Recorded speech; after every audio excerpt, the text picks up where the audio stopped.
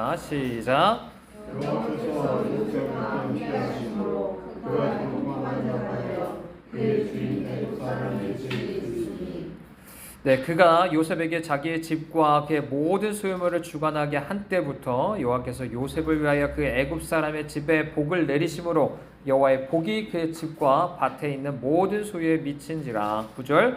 이 집에는 나보다 큰 이가 없으며 주인이 아무것도 내게 금하지 아니하였어도 금한 것은 당신뿐이니 당신은 그의 아내임이라. 그런즉 내가 어찌 이 큰 악을 행하여 하나님께 죄를 지으리까. 아멘.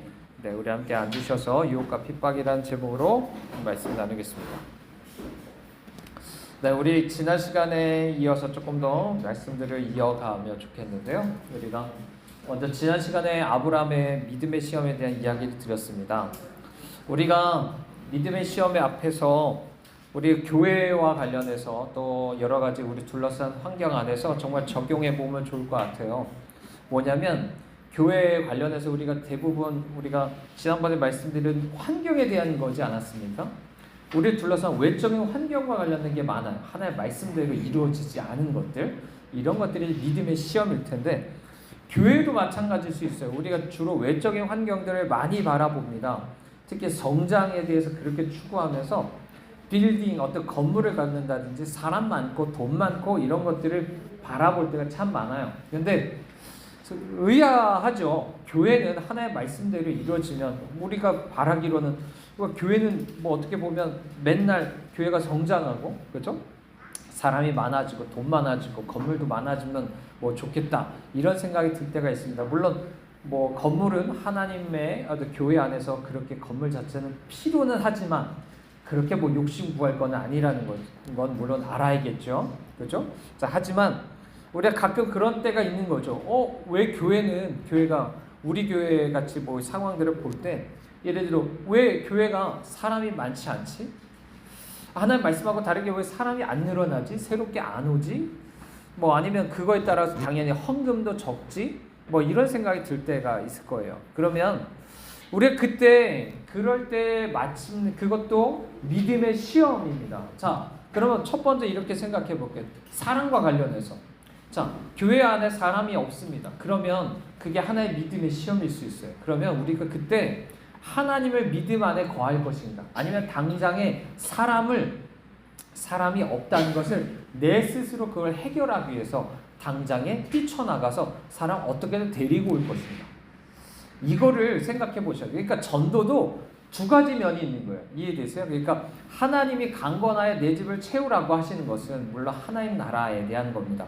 교회라기보다 하나님 나라에 대한 부분이지만 그 부분에 정말 내가 순종해서 전도할 수 있어요. 근데 어떤 면에 있어서 어떤 사람은 불신해서 할 수 있어요.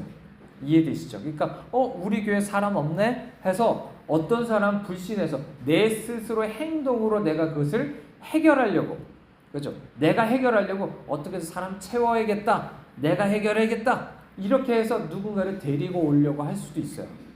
이해되시죠? 그런 전도는 하면 안 돼요. 그런 전도는.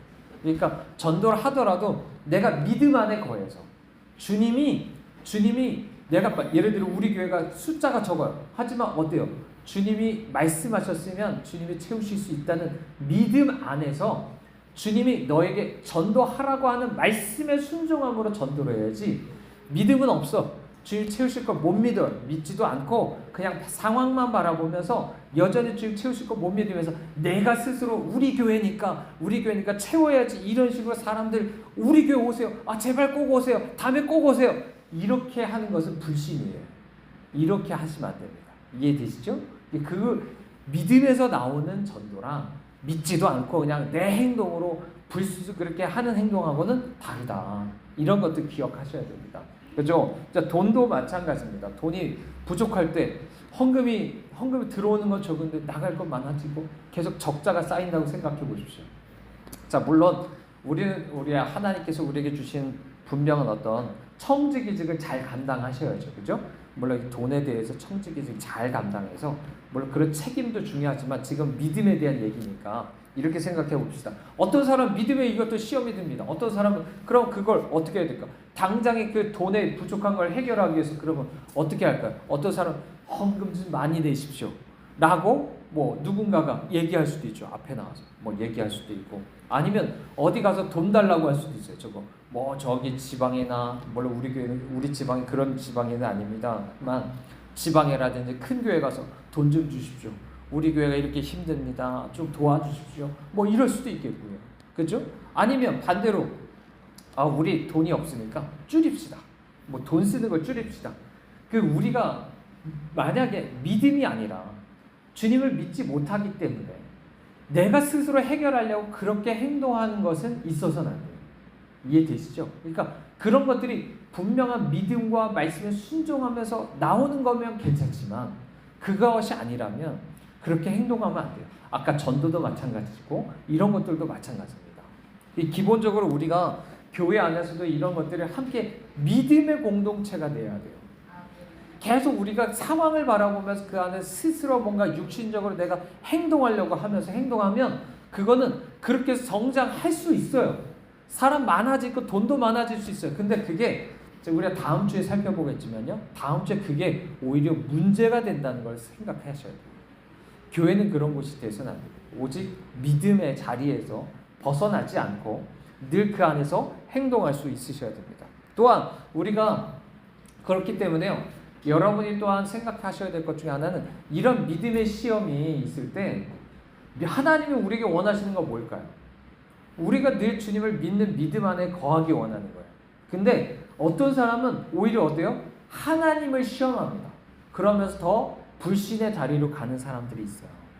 이스라엘 백성들만 보십시오. 그 사람들 어때요? 하나님은 우리가 믿음 안에 거하기 원하는 거거든요. 근데 오히려 어때요? 내가 스스로 뭔가 해결하려고 하는 것 이상으로 그 이상으로 불신에 점점 더 빠져요.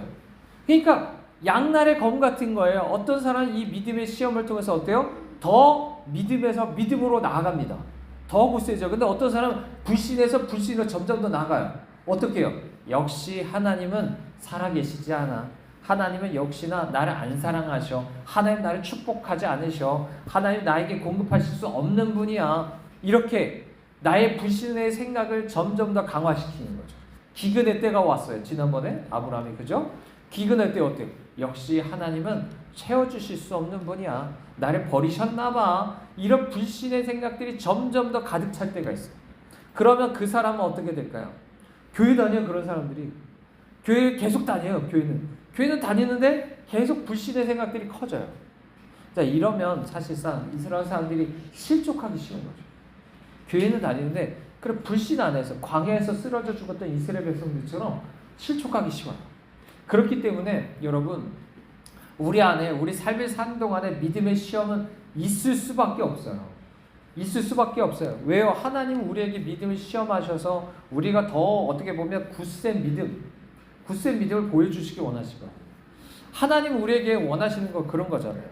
하나님 그냥 정말 뭐라 그래? 히브리서 11장 6절에 보면 믿음이 주님을 기쁘시게 한다는 거예요.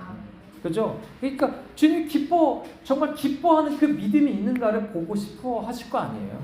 그죠? 자, 그렇다면 우리에게는 그런 시험이 있을 수밖에 없는데 우리가 그 앞에서 정말 오히려 미끄러진 사람 되지 마십시다. 그리고 그걸 위해서 우리가 교회 공동체가 정말 중요해요. 교회 공동체가 정말 믿음으로 함께 나가는 것을 붙잡아 줄 수 있는 사람들이 되셔야 돼요. 여러분 그렇기 때문에 믿음의 교제가 너무 중요해요. 믿음의 정말 믿음 좋은 사람들과의 교제가 중요한 거예요. 그렇게 해서 정말 믿음을 더욱더 북돋아 줄 수 있어야 돼요. 그런 똑같은 비슷한 상황들을 겪어본 사람들 많거든요.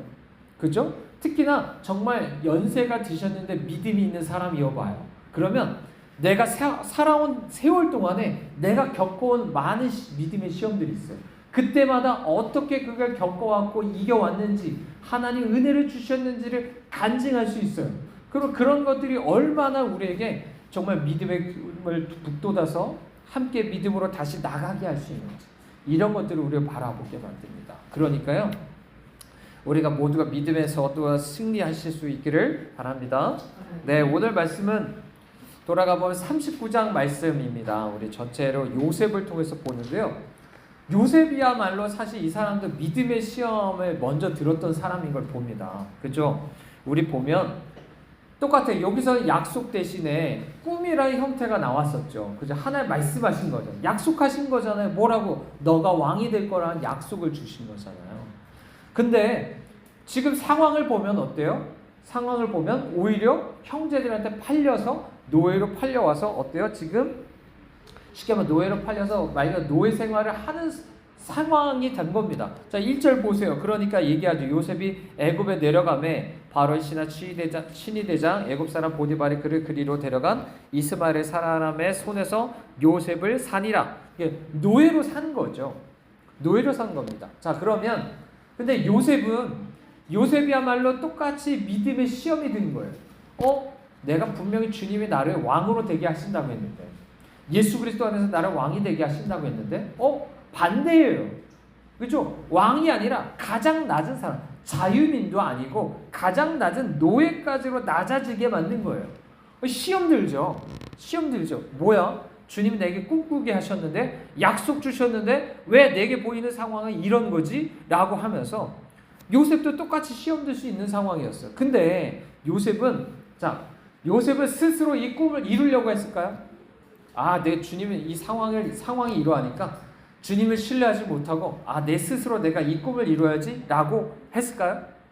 만약에 그랬다면 나중에 우리가 보시겠지만 이 보디발의 아내가 어땠죠? 보디발의 아내가 유혹하잖아요.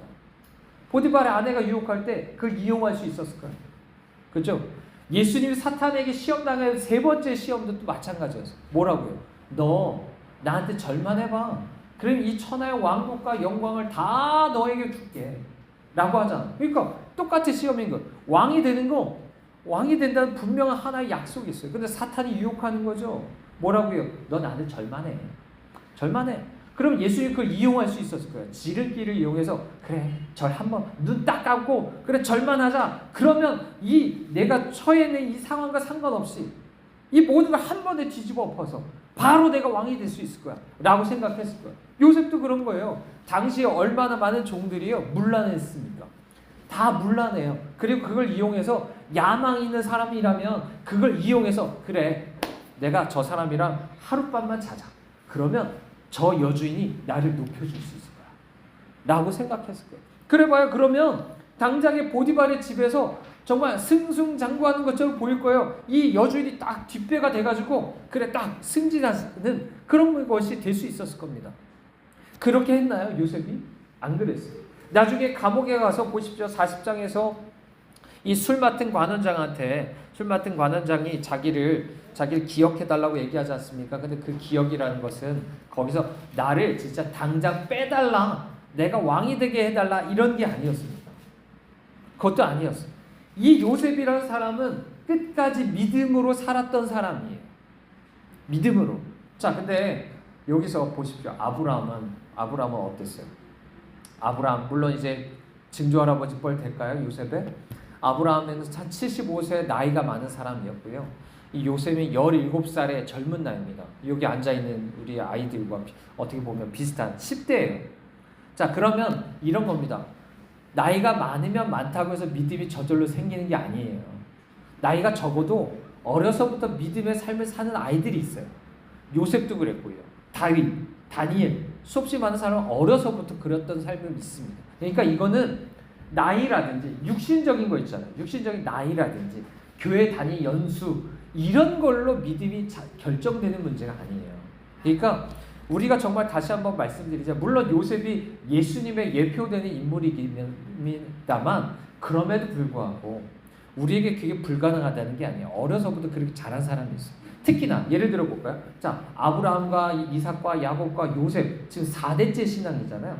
만약에 그 부모가 첫 부모, 예수님을 믿은 첫 부모가 정말 교회만 왔다 갔다 하는 종교생활을 하는 게 아니라 정말 이때부터 믿음을 배웠어요. 아브라함같이 믿음을 배웠어요. 믿음의 시험에 실족하지 않고 넘어졌어도 아브라함 넘어졌죠. 그렇죠? 넘어졌지만 이삭 분명 돌아옵니다.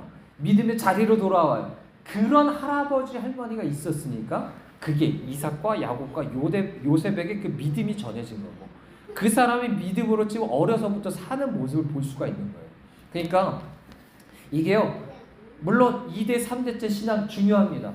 이게 정말로 제대로 된 신앙 집안이라면 어려서부터 그런 것들이 잘 전해져요. 근데 그런 것이 자동적인 게 아니에요. 그냥 교회만 다녔을 수도 있어요. 믿음이 전해져야 되는 거예요. 믿음이. 그 부모가 정말 지금 아브라함이 보여줬던 것처럼 실수할 수 있죠. 첫 때니까 얼마나 실수할 수 있겠어. 근데 그걸로 끝나면 되는 게 아니라 어때요? 믿음의 자리로 돌아가서 아이들에게 분명히 믿음을 전수할 수 있어야 돼요. 그러면 이 아이들이 어려서부터, 물론 자동적으로 된다는 게 아닙니다. 이 아이들도 예수님을 믿어야 되는 거죠. 하지만 그런 믿음 안에서 살아갈 수 있는 모습들이 있다는 거죠. 자, 우리도 다시 한번 고백하십시다. 우리 상황들이요. 우리 상황들이 계속 우리의 상황 속을 우리는 뭘 바라냐면 상황이 바뀌길 원해요. 상황이 바뀌길 원해요. 뭔가 계속 시험 드는 상황이 없으면 좋겠고, 우리 안에 기근이 빨리 벗어나면 좋겠고, 이런 것만 바래요. 근데 주님 원하는 건 뭐죠? 주님 원하는 건 믿음의 시험을 통과하는 거예요. 하나님이 우리에게 바라는 게 다른 거예요. 우리는 계속 어때요? 하나님 빨리 기근만 좀 피하게 해주세요. 그러니까 옛날에 70년대, 80년대 대부분 첫 번째 신앙생활을 해오신 분들은 아마 그런 경험은 했을 거예요. 기근에서 건져주신 응답은 있었을 거예요. 근데 물어보는 거예요. 그럼 여러분이 기근에서 건져주신 경험만 있는 게 아니라 정말 주님이 바라는 것처럼 믿음에 합격을 했냐? 믿음으로 그 자리에 서 있는 그런 시험을 통과했냐? 이게 더 중요한 거예요.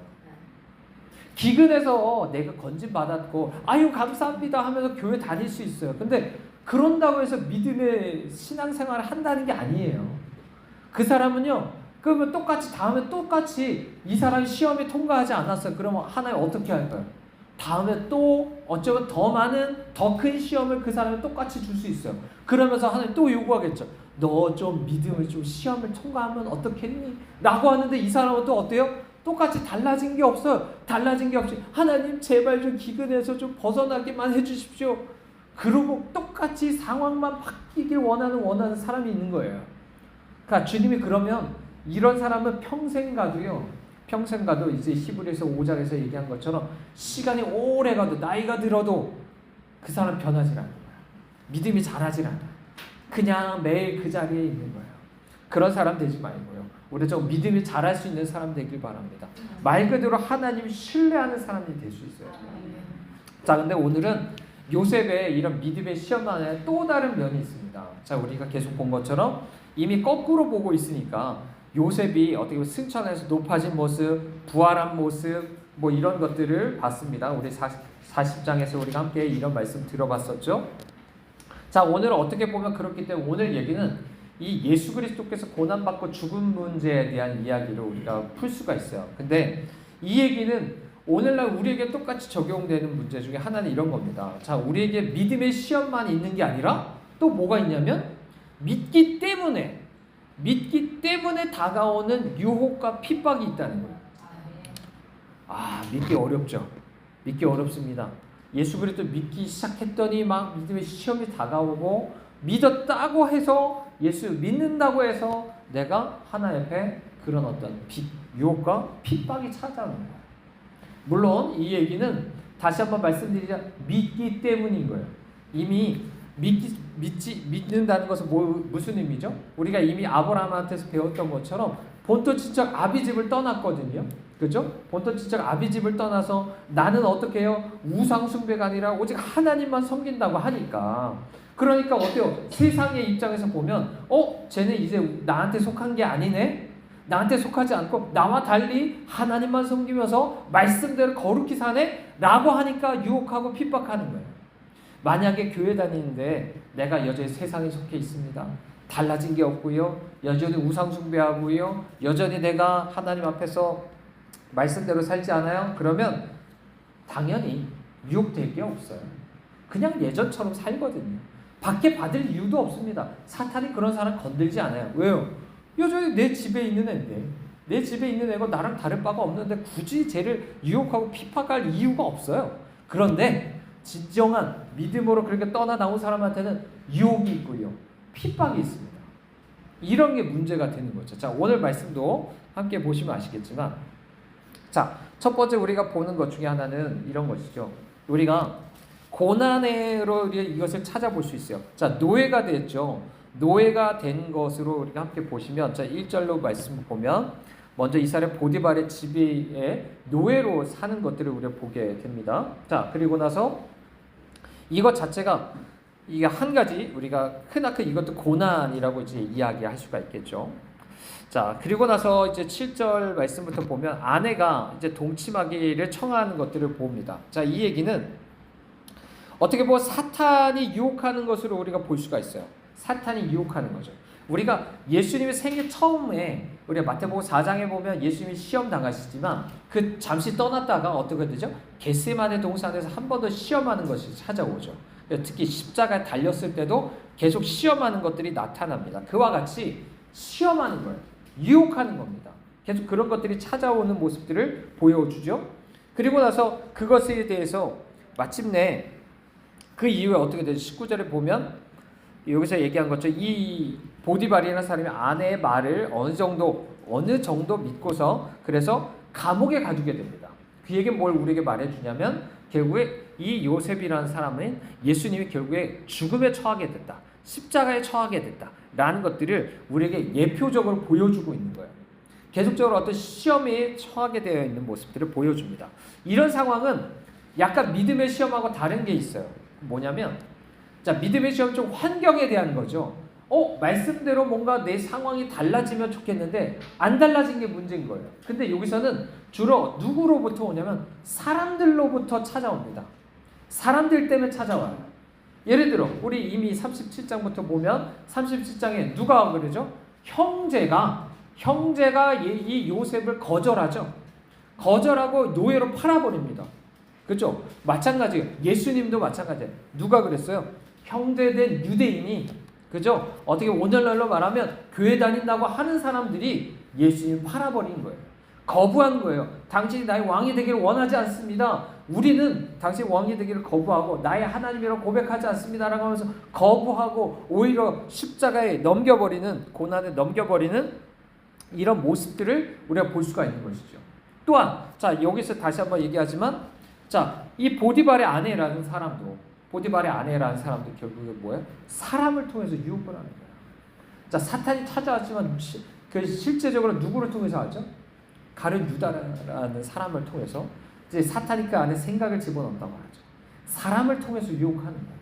사람을 통해서 계속 쓰러지게 만드는 겁니다. 그 안에 범죄하게 만들고 계속 하나님 앞에 순종하는 발걸음에서 벗어나서, 그렇죠? 십자가를 지는 것이 아니라 계속 오히려 그 안에서 넘어지게 만들려고 하는 것들이 있게 됩니다. 자, 그리고 나서 마찬가지죠. 그 이후에 감옥에 갇히는 것도 어때요? 억울하잖아요.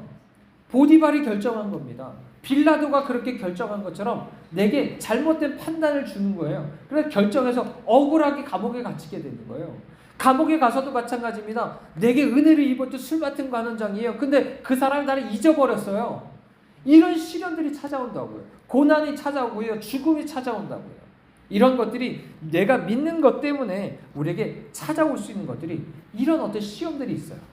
그러니까 우리가 말씀드리는 건 이런 겁니다. 믿음 안에서 내가 예수 믿는다고 하면서 사람들로부터 오는 수없이 많은 시험들이 있습니다. 이런 것들이 있어요. 우리가 이 앞에서 중요한 건 뭐냐면 믿는다고 해서 이런 시련이 있습니다. 이런 어떤 유혹과 핍박이 있어요. 근데 중요한 건 여기서 뭐라고 말하냐면 2절에 보면 요셉과 주님이 함께 하시고 형통한 자가 됐답니다. 여기서 약간 지난번에도 그런 것처럼 사람이 잘못 착각을 하는 거예요. 예수 믿으면 환경이 다 바뀌어서 아무런 시험거리가 없는 것처럼 믿고, 또 여기서도 마찬가지, 예수님을 믿으면 모든 것이 형통한다. 근데 이 형통을 잘못 생각하는 거죠. 뭐라고요? 형통이라는 건 고난도 없고 죽음도 없고 이런 것이 형통이라고 생각하는 거예요. 근데 그게 아니에요. 형통이라는 건 어디서 형통한 거예요? 내가 고난받고 죽는 것 가운데서 주님이 함께 하시고 그 가운데서 주님이 형통하게 하신다고 하시는 거예요. 그죠? 이해되세요? 그러니까 이게 되게 우리 생각들을 좀 바꾸셔야 됩니다. 우리는 계속 잘못된 생각 안에서 옛날에 좀 목사님들이 특히 부흥사님들이 그랬을 것 같아요. 이게 형통이라고 하면 모든 게 잘 된대요. 예수 믿으면 모든 게 잘 된대요. 사실은 기만하는 거죠. 진짜 모든 게 잘 됩니까? 예수 믿으면? 그래 보셨어요? 정말? 그건 사실 안 맞아요. 내가 어떤 사람 그 현실을 직면하면서 시험될 수 있고요. 그렇죠? 실족할 수 있는 거고, 어떤 사람은 계속 기만하면서 사는 거야. 모든 게 잘 될 거야, 잘 될 거야. 스스로 세뇌하면서 사는 건데, 그렇지 않아요. 사실 그게 아니라고요. 진짜 우리에게 모든 거 하나 바르게 알아야 되는 건 이 모든 것 가운데 형통한다고 해서 이런 것들이 없다는 게 아니에요. 방금 이야기한 것들이 다 있어요. 근데 문제는 뭐냐면 하나님 그 가운데서 함께 하신다는 거예요. 아까 얘기했죠? 지금 이 모든 시험이 다 누구로부터 와요? 사람들로부터 주로 옵니다. 사람들로부터 다 주로 와요. 사람들이 거부하고, 사람들이 유혹하고, 사람들이 내게 억울한 일 주고, 사람들이 나에 대해서 잊어버리고, 사람들이 막 그렇게 해요. 근데 하나님이 나와 함께 하신다. 그것으로 인해서 이 사람이 이겨나가는 거예요. 하나님이 함께 하시는 거예요. 자, 지금 이 사람 요셉이요. 자, 요셉은 지금 어떻게 됐죠? 지금 가나안 땅을 떠났습니다. 가나안 땅. 쉽게 말하면 약속의 땅을 떠났어요. 근데 물론 아브라함하고는 다르죠. 아브라함은 어때요? 내가 문제를 스스로 해결하려고 불신 안에서 그 땅을 떠났던 거고, 여기서는 어때요? 예수 그리스도께서 마치 이제 뭐라 그럴까?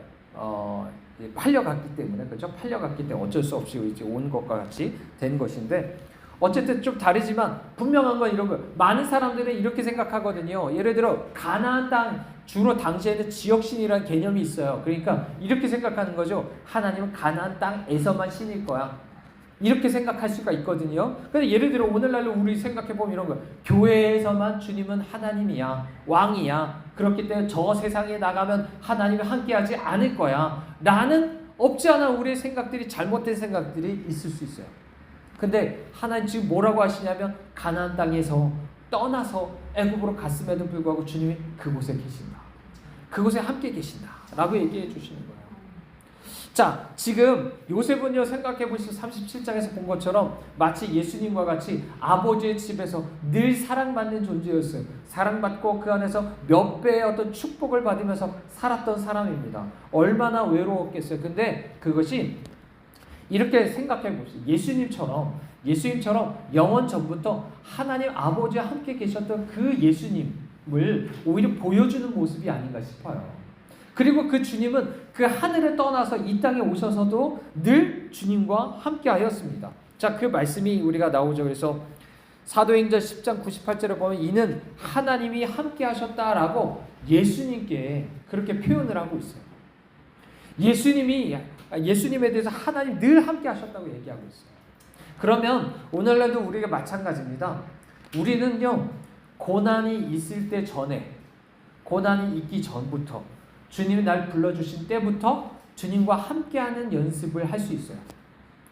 그렇지 않으면 고난 때에 내가 하나님을 함께한다는 것을 잊어버릴 수 있어요.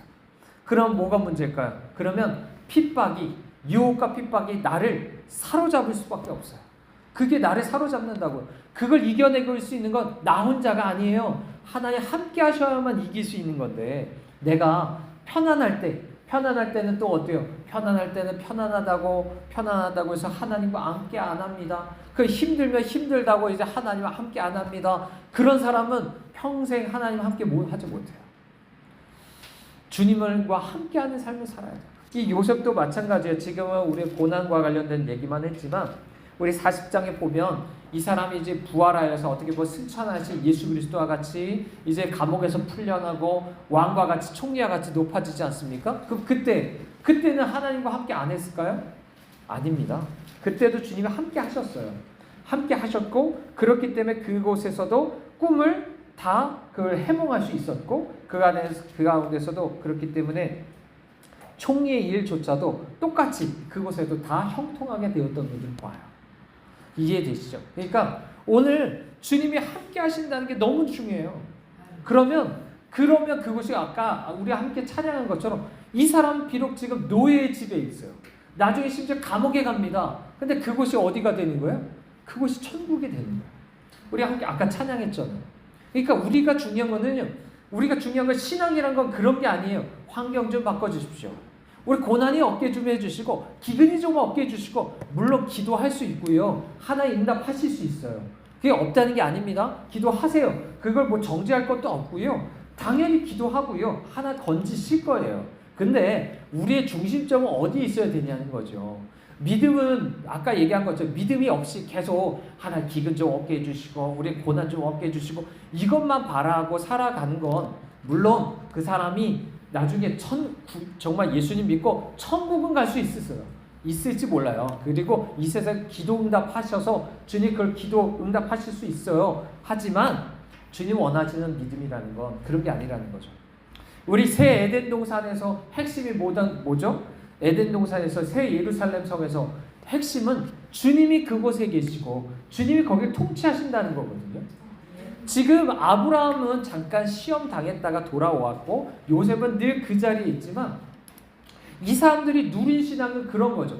내가 기근이어도 내가 지금 노예살이 감옥살이 해도 그곳이 주님이 임재하시고 주님이 이 모든 상황을 통치하고 계시고 이런 것이라면 그것을 내가 받아들인다면요. 그것을 신뢰한다면 그곳이 에덴 동산인 거예요.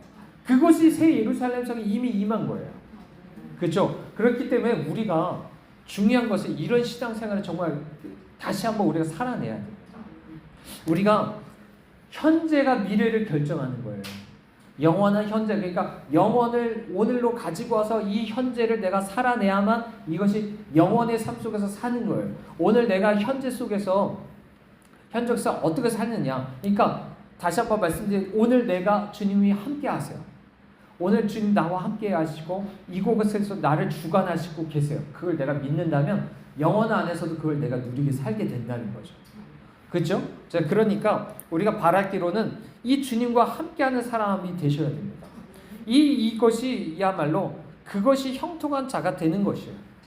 형통한 자가 물론 여기서 형통한다는 건 이 형통함을 통해서 결국에 이것들이 어때요? 3절에서 보는 것처럼 주인이 심지어 그것도 보게 됩니다. 보게 되고 은혜를 입게 돼요. 그래서 심지어 어떻게 됩니까? 하나님께서 말씀하신 것처럼 5절에 보면 복을 내리시게 됩니다.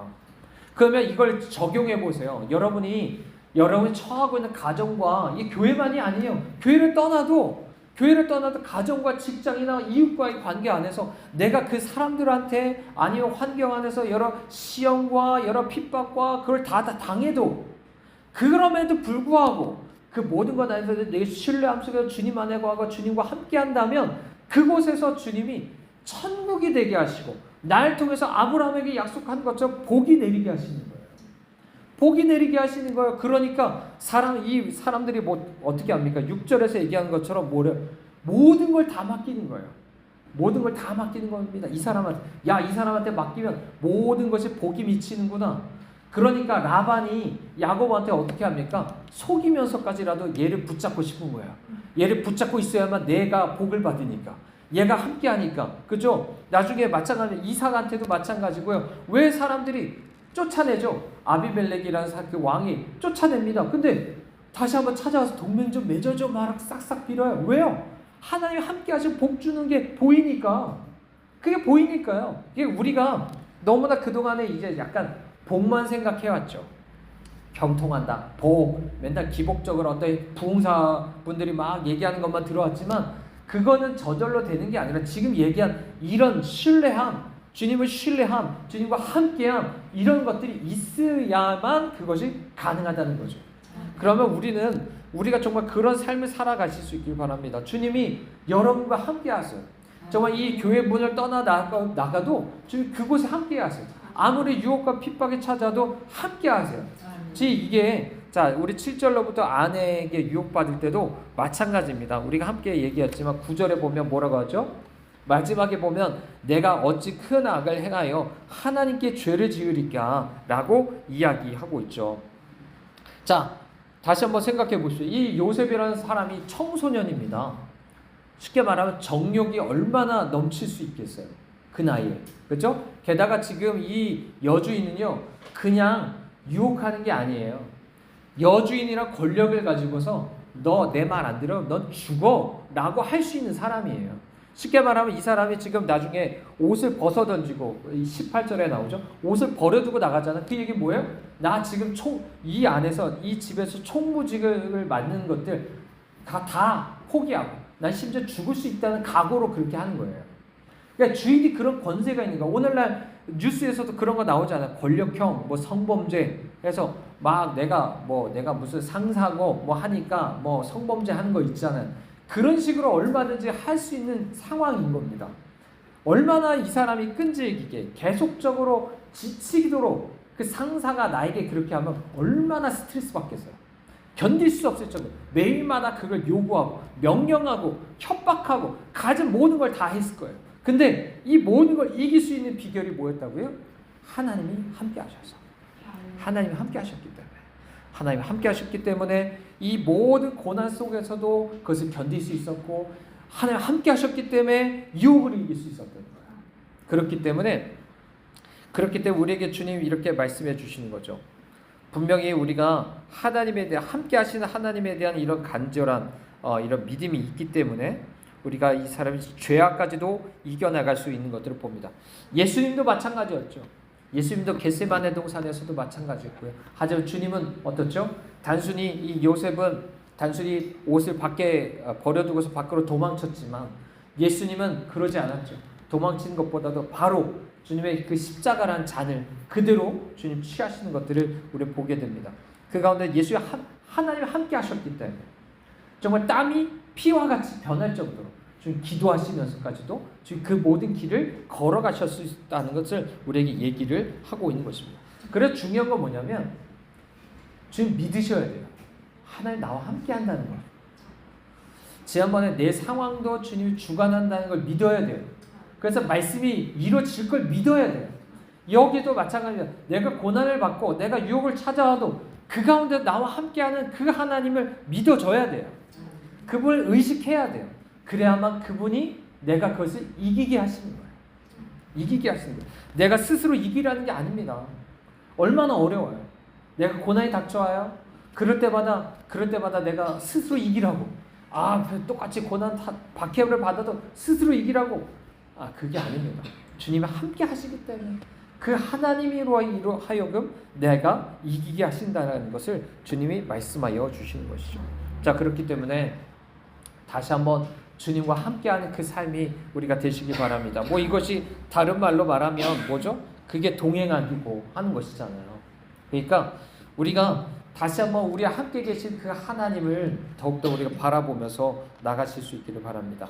우리 말씀 우리 정리하겠습니다. 오늘 요셉을 통해서 우리가 다시 한번 때로 우리의 믿음 안에 믿음 때문에 받는 유혹과 핍박에 대한 이야기를 우리가 말씀드렸었습니다. 우리가 어떻게 보면 요셉이 이렇게 가능할 수 있었던 건 또 이런 부분이 있습니다. 뭐냐면 이 꿈을 놓치지 않은 거예요. 그러니까 다시 말하면 말씀을 놓치지 않은 거죠. 이 아브라함도 주님 말씀하셨으면 그 말씀을 신뢰했기 때문에 믿음 안에 거했어야 돼요. 그죠? 이 핍박과 유혹의 상황에서도 마찬가지예요. 아무리 고난이 닥쳐와도 뭐예요? 하나의 말씀대로 내게 주님이 나를 왕으로 삼으실 것이다. 함께 다스리게 하실 것이다 라는 것을 주님이 그것을 신뢰한다면 이미 여기서부터 내가 다스리는 거예요.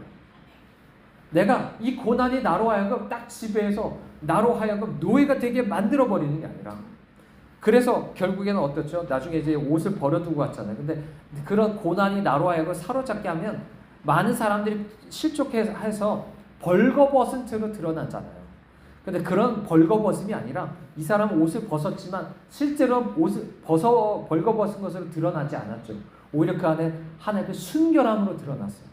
그런 사람처럼 하나님이 이미 내가 예수 그리스도 안에서 나를 어떻게 했어요? 보좌에 함께 앉게 하신 거예요. 이미 그것을 오늘날 내가 누리면서, 그죠? 그것을 누리면서 살아간다면 기꺼이 이 모든 상황에서도 그것을 이길 수 있다. 오히려 그 모든 상황을 우리 다스릴 수 있다. 이것이 진정한 하나님께서 우리에게 주신 참된 믿음이다 라는 것을 기억하실 수 있기를 바랍니다. 네, 우리 함께 같이 기도하시겠습니다.